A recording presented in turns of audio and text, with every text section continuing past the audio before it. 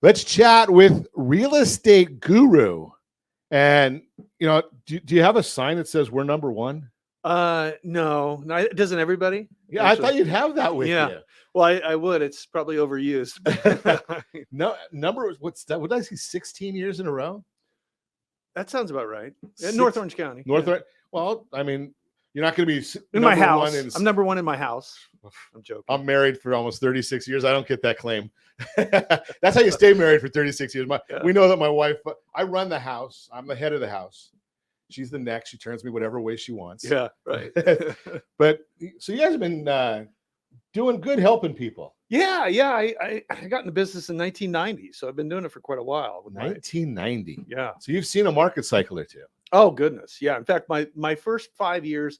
So 1988 to 1993, from what I understand, was the first 5-year period where prices were lower in California than they were 5 years previously. So I kind of learned how to do this business in a really horrible situation as far as real estate goes, which was a blessing in disguise because you had to really hustle. You just had to work your tail off. And so when I see these markets, when they're up and it's more of a seller's market, it's just much nicer to work in those markets. Let's put it that way. A lot easier. Yeah, it's easier and it's just more effective. You can really leverage these markets, and actually both sides, sellers and buyers, whenever it's a buyer's market. But you can really leverage it when it's a seller's market. Well, the one good thing about challenging markets, I think, and I think as a consumer advocate, I can say it, and from a every other sense of the word, is it washes a lot of people out. Yeah. And the people that are washed out, and I don't wish ill on anybody, but the people that it washes out are generally the people that, got in for the wrong reason. They're not in like you for the long term. They're not in like you for helping people. They're just in it for themselves. It just amazes me. Yeah. My uncle got a license and again, I don't wish ill will on anybody, and I'm thinking, this is the largest asset you probably have. I mean, you want to make sure you get someone that knows what the heck they're doing, because if they don't, it could cost you easily 50 grand, 80 grand. I mean, it's going to cost you some money. Let's put it that way. Well, and something, I'm a perfect example because the barrier to entry to get a real estate license is so low. Yeah. I've had my real estate license for probably, I don't know, 9 years now, something like that. And I'm not qualified to do a transaction. But I got it because as a lender, some of the lending companies are licensed or regulated by the Bureau of Real Estate or Department of Real Estate, whatever it's called this week. Yeah. So that's why I got the license, right? But that doesn't make you qualified to help a family with that. Right. I mean, I've talked to several people that are lots of seasoning, I call it. And they tell me that every transaction has some hiccups and speed bumps. Oh, absolutely. That's all we do is put out fires, and oftentimes you just need to prepare expectations properly so they know in advance. And doing this for so darn long, you kind of know the hurdles that you got to overcome when you start a transaction. Now, I threw some numbers up here, I love real-time numbers, right? So. And then we can't get every city, but I threw up Yorba Linda. I think that's part of your jurisdiction. Oh, sure. California. 32 properties for sale, 32 single-family homes. Yeah. For the whole city. Inventory is quite low, very low. And it makes an enormous difference. And in fact, I'll give you a little story of how big a difference it was. As you know, last summer, the rates going up kind of caused the market to slow down quite a bit, actually, and even come down in prices, etc. And I had this house. It wasn't selling at $900,000. Couldn't get anyone to pay over $900,000. All of a sudden, we get a pretty good sized dip in inventory. We closed escrow at just shy of $1 million. So I mean, wow. These inventory numbers are extraordinarily important. I mean, you can really, and we're actually in that right this second, and you can really leverage the market if done properly, where you get a lot more money. Now, is that I always ask this question because I like to see the process of seasoned individuals. I don't say old individuals, I just say seasoned. I'm old, but I look at it and say, is that the strategy of the listing agent to list lows to get the price going up? It does. I try to do that as well. I mean, I tell people, I say, yeah, you want to probably just be a few inches lower than what we think it's going to sell for, because that'll just bring you ultimately the best price, the highest price. It's crazy. I saw this around 20 years ago. There was two homes. I didn't have either listing, and they were on the market in the same tract, same floor plan. One was a rental and it was beat up, and they priced it accordingly really low. Another one was just immaculate. They kind of overpriced it, but I didn't blame them because it was really beautiful. Well, that low priced fixer got bidded up almost to what the move-in ready house was asking. So it's a really effective strategy to get top dollar. Now, I find this fascinating because, I started with buying real estate myself in the early 80s. And I learned from my mom, who did it even before that.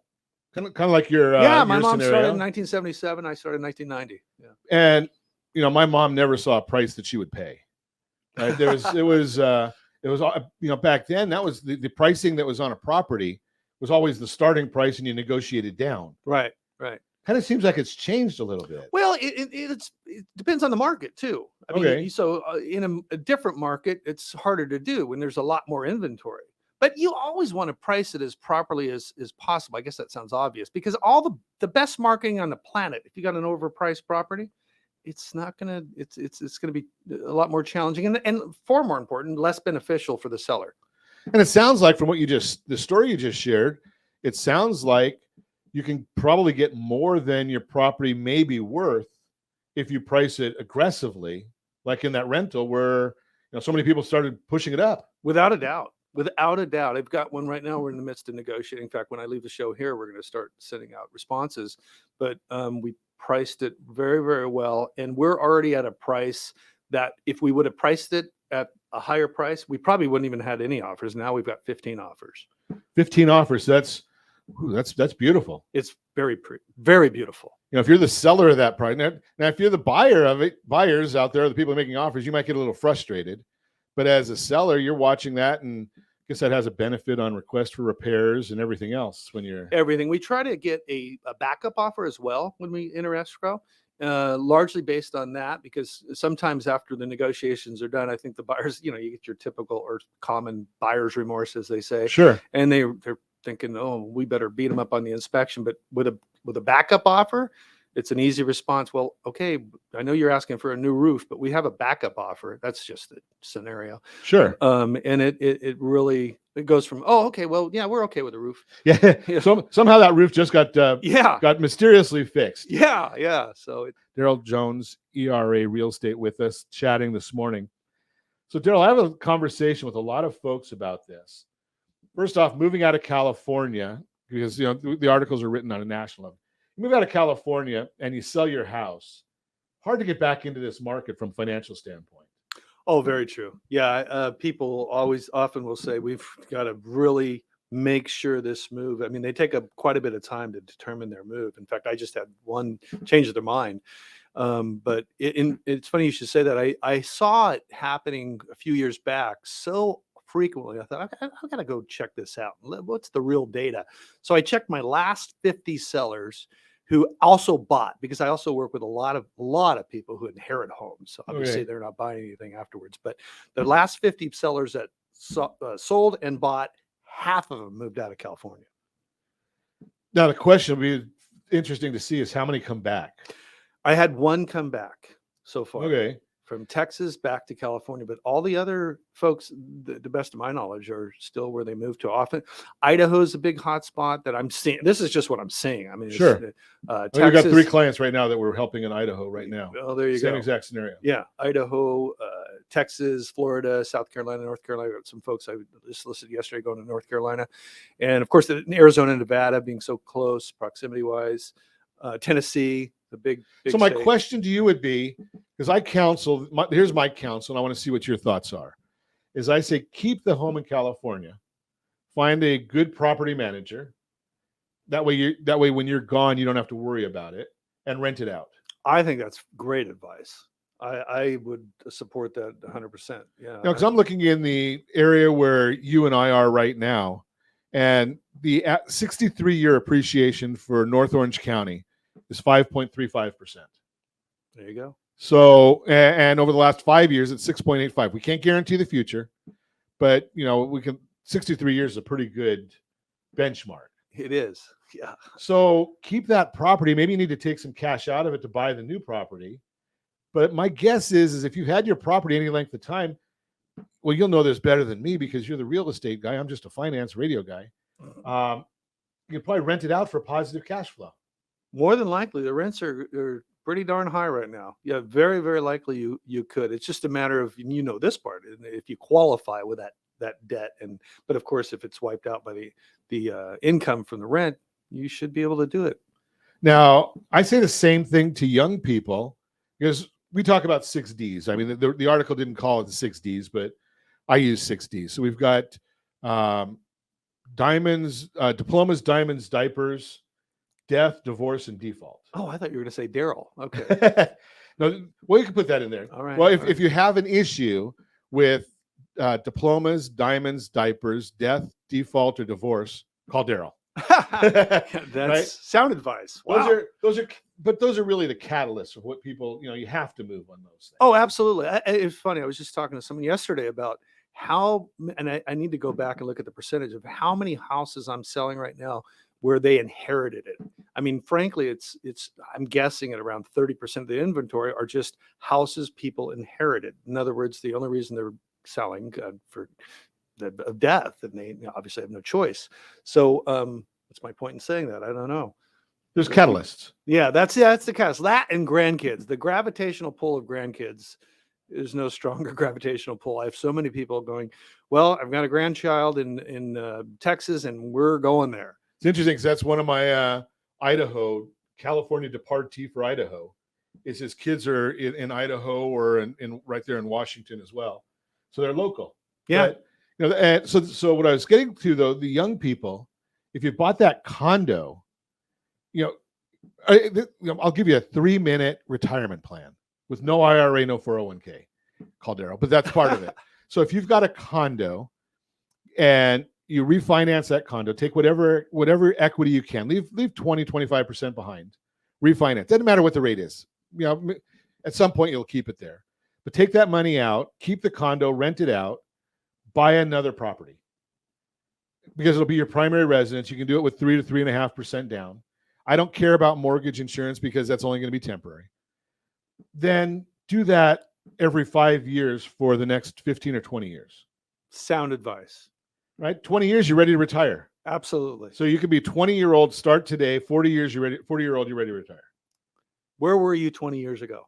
I don't know because I didn't take that advice myself. Because I didn't, but you know something, I didn't, just that simple to retire. You don't need the 401k, you don't need IRA, you don't need the job.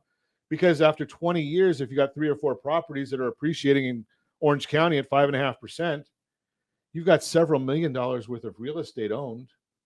And a very good income too. And somebody else is paying the mortgages on them. Right, absolutely. Right. So just another method of the process where it really becomes pretty simple to just have a retirement plan by using, you know, now you have to have a qualified real estate realtor, right? Don't go trying to cheap out on this. You know, you're not going to go to your mom's dog's best friend's dog walker or something like that, because, you know, you're talking about a lot of money and you're talking about your whole life. Yeah. Right. And I mean, I have a friend of mine that they found a leak in his pool. Thankfully, they found it ahead of time. Right. Those are things that happen. Right. Right.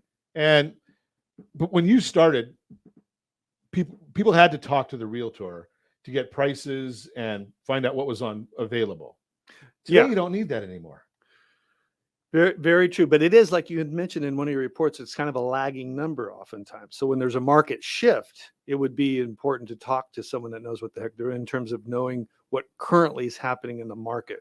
But my point is that when you started, I started, we could see a sign on the street. My wife found one of our houses by driving up and down the streets. Yeah. Because Al Gore hadn't invented the internet yet. Right. Yeah. So you had to go based on the sign. Now people find the property, they can go to RSR Money and find any property in the country just about. Right. But what they really need the expert for is to get the contract to close. Yeah. Yeah. right? That's what they need. That's what they need your experience. Yeah, absolutely. I would say for sure. In fact, and oftentimes when buyers ask me for advice, I tell them, well, one thing, probably sounds rather simplistic, but look at as many properties as possible, be informed.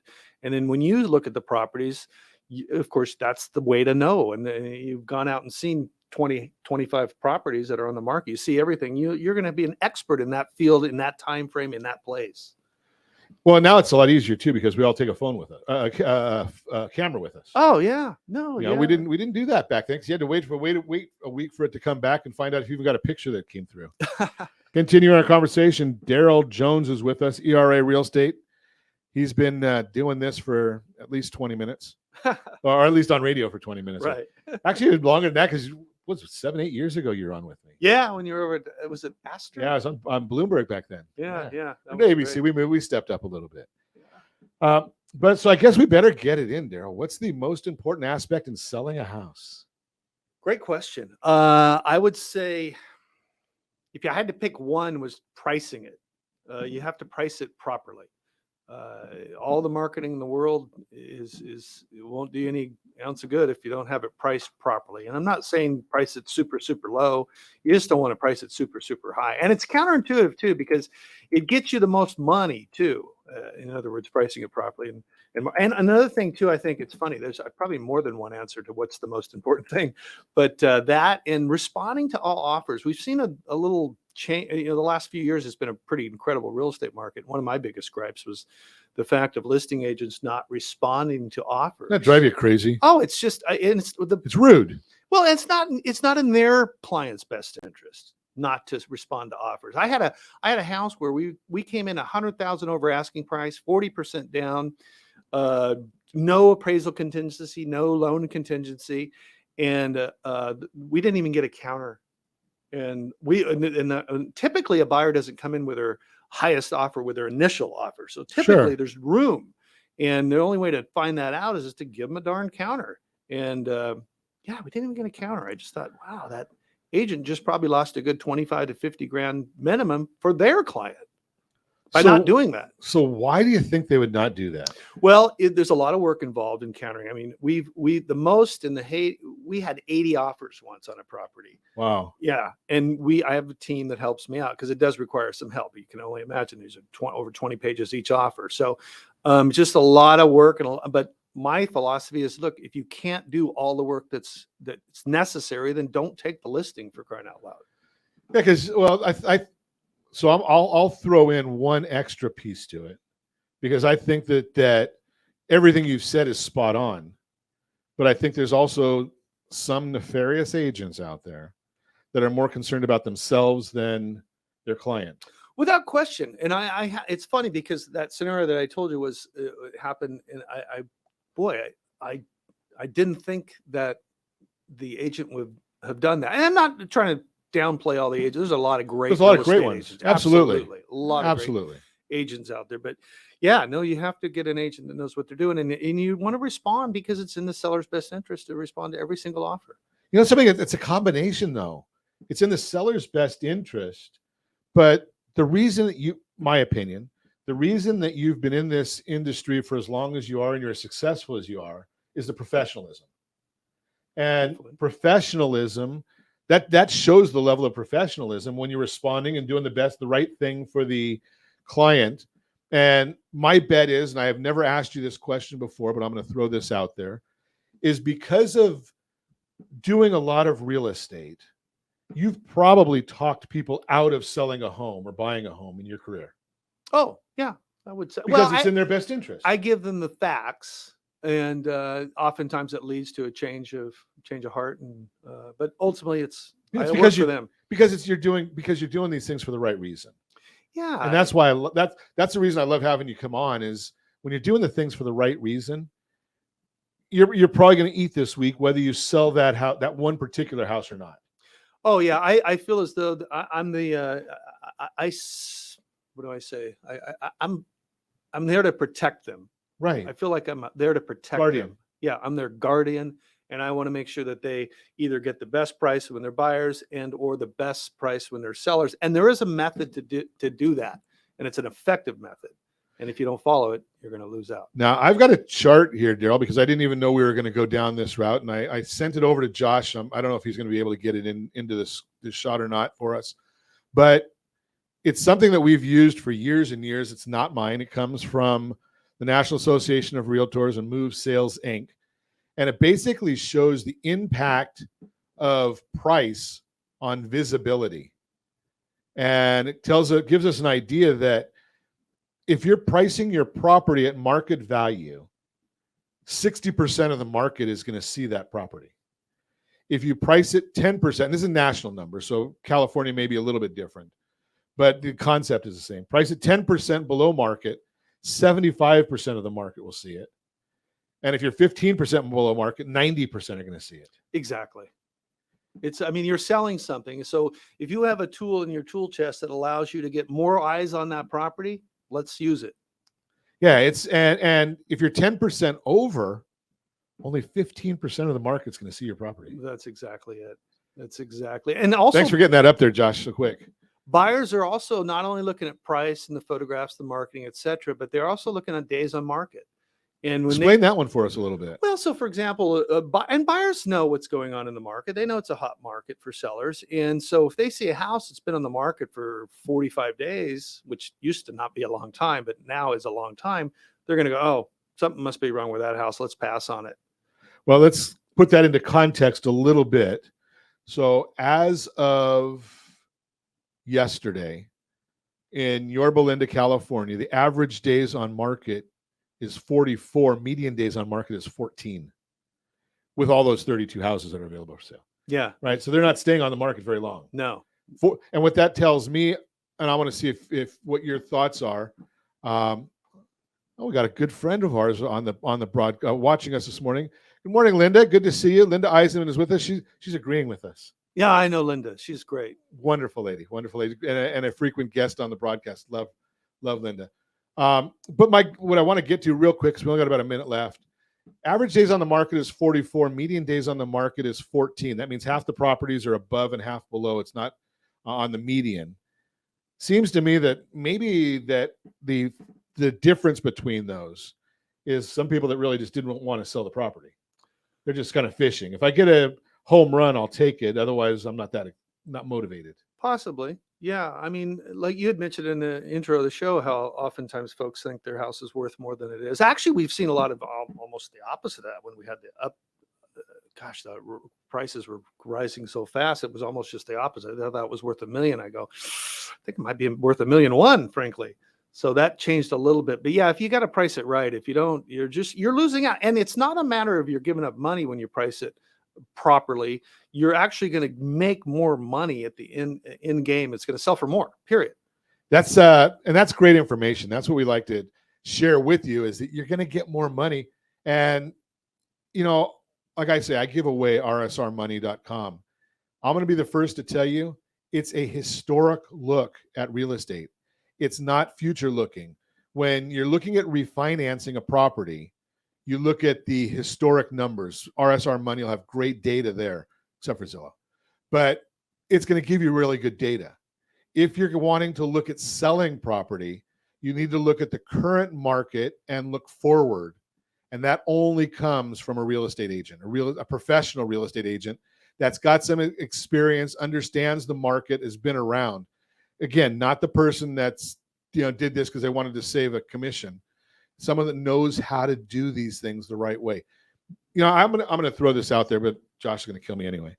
Is you as a realtor don't get paid for this transaction. You're getting paid for all of these years and years of experience that you bring to this transaction. Oh, absolutely. Right. Yeah. So when somebody says, "Well, look at the commission," well, that's not for this transaction. That's for this 20 years you're bringing. Right. There's a funny story about an electrician going in and fixing the electrical in the house. And he went in there, opened the box and turned one screw. And he said, okay, that'll be $300. Because you were here. The seller says the owner says you were here for 20 seconds, $300 is, well, $1 was for the time. $299 was knowing what screw to turn. Yeah. So you got to know what screw to turn. I would have blown up the house. Yeah, exactly. Because I don't even know how to use a screwdriver. Yeah, that's great information. And that's a perfect analogy right there. Hey, we appreciate your time coming in. If you want some great information, great guidance in North Orange County or California, give me a call at 800-306-1990. I'll put you in touch with Darryl Jones and his team.